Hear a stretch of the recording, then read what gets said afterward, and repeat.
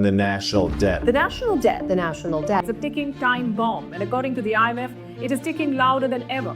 The legislation that just passed the Senate will add more than $3.9 trillion to the national debt. America is 36 trillion in the red. China, another 18 trillion underwater.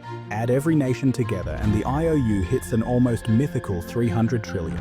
Triple the value of everything humanity makes in a year. So, simple question, who exactly is that money owed to? The answer isn't hiding in some billionaire's vault. It lives in a vast, humming web of promises that keeps the modern world moving, until, one day, it might not.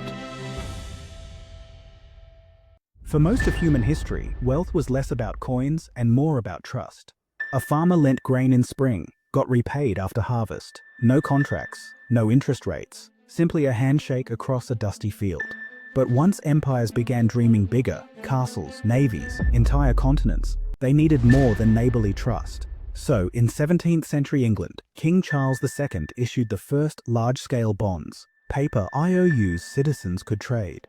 Suddenly, warships floated on rivers of debt, not rivers of gold. The idea spread. By the time World War I detonated in 1914, sovereign bonds financed trench lines from Flanders to Gallipoli, and global debt vaulted into the billions for the first time. Yet it was 1944's Bretton Woods deal that truly rewired finance. The US dollar became the planet's reserve currency, tethered to gold at $35 an ounce. But economies grow. Gold doesn't. In 1971, President Nixon snapped that tether. Money became fiat, valuable only because governments say so. Overnight, a new reality settled in. If a nation needed cash, it could simply create it. But what began as an emergency measure soon became a lifestyle. When wartime rationing ended, politicians discovered an irresistible lever. Borrow today, grow tomorrow, win votes tonight. Roads, schools, moonshots, funded not by taxes, but by promises. By the 1980s, global debt mushroomed. It hasn't stopped since. Think of debt now as a conveyor belt. Governments issue bonds. Banks, pensions, and insurance giants buy them with customer deposits. Interest flows back. Those institutions reinvest in, guess what? More bonds. Money never rests. It just loops.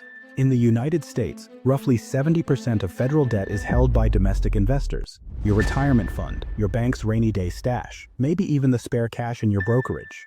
Foreign lenders, China, Japan, Luxembourg, you name it, collect the rest. Paradoxically, that means Americans mostly owe themselves. But self-financing isn't a uniquely American trick. It's a global tango. Picture the world's balance sheet like a spiderweb stretching across continents.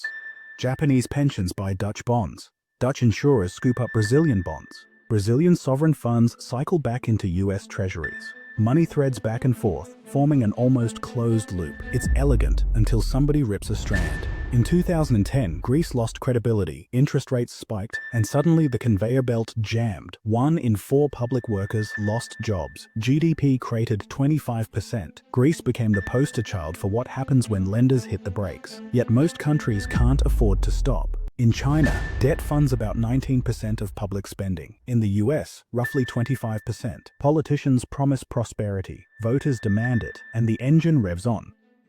So how does a system repay yesterday's loan when tomorrow's already over budget? Simple. It borrows again. Rolling debt is like shifting credit card balances from one card to another, forever. For wealthy nations with sterling reputations, think Germany, Switzerland, lenders barely blink. Rates stay low. The merry-go-round spins. Developing nations live a harsher reality. Sri Lanka and Pakistan, for instance, rolled debts at ever higher costs until interest alone devoured their budgets. When lenders sensed danger, rates exploded, budgets imploded, and the IMF parachuted in with painful austerity deals. So what safety valve remains when investors revolt? Enter the printing press. Central banks possess a superpower. Create currency with a keystroke. During COVID-19's economic freeze, the US conjured $3.8 trillion in a single year. Lifesaver? Absolutely. But also gasoline on an inflation bonfire. Inflation isn't just rising prices, it's shrinking trust. Venezuela printed so fast in the late 2010s that a loaf of bread cost millions of bolivars. Paper lost meaning. People hawked gold flakes at roadside stalls just to buy lunch. Even mild inflation erodes purchasing power, and because many emerging markets borrow in US dollars, a falling local currency turns manageable debts into mountainous liabilities overnight. When money weakens and trust fades, investors reach for something that can't be printed. Gold. Scarce, tangible, centuries tested. As of mid-2025, it's up 28% year-to-date, while the US dollar index is down 9%. Silver just spiked to a 30-year high, and mining shares, tracked by the GDXJ ETF, are soaring. Even Wall Street's titans have flipped bullish. JP Morgan, $4,000 gold by 2026. Goldman Sachs and Bank of America echo the call. Why? Because when the debt carousel wobbles, investors abandon promises for proof. Gold isn't anyone's liability. It's heavy, inert, and famously unprintable. And companies sitting on large, underpriced gold reserves suddenly shine. Debt fuels growth, cushions crises, and finances dreams. Shut it off and economies stall. Let it roar unchecked and interest eventually eats the future. The equilibrium is precarious, and history shows that when trust in sovereign IOUs collapses, defaults follow. Russia in 1998. Up outside the banks. The Kremlin just defaulted on its domestic debt, and people plunged into poverty by a threefold devaluation of the ruble are scrambling to withdraw their savings. Perhaps afraid they'd balk, Russia didn't ask borders to lend them any money after that, until now. Argentina in 2001. Argentina declared the largest debt default in history, $100 billion. The move ushered in an era of utter chaos. 5 presidents in 2 weeks, deadly riots, and dire poverty. Argentina's enormous debt load, high public spending, and overvalued currency had brought it down. Burdens similar to those now carried by Greece. Many have suggested recently that Greece follow Argentina's lead and default and devalue. Sri Lanka in 2022. The Sri Lankan government finds itself in a tough spot. The country has built up excessive debt and has run out of the money needed to provide its people with essential commodities. The United States still enjoys the exorbitant privilege of issuing the world's favorite reserve currency, but its debt-to-GDP ratio hovers near 100%. Interest payments already eclipse its entire defense budget. Raise rates just a bit further, and the math grows uncomfortable. So can the carousel keep spinning? Perhaps, if belief endures. Because the modern economy isn't built on gold or oil or silicon, it's built on confidence. Break that, and the gears grind to a halt.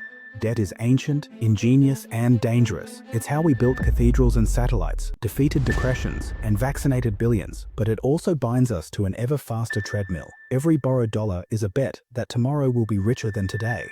Maybe we'll invent and innovate our way to growth that dwarfs today's liabilities, or maybe faith will crack, currencies will wobble, and people will flee back to things they can hold in their hands. The truth is, no one knows where the tipping point lies. Not the politicians, not the central bankers, not even the quants with terabytes of models. So the real question isn't, how big can the debt get? It's, how long can we keep believing the wheel will never stop?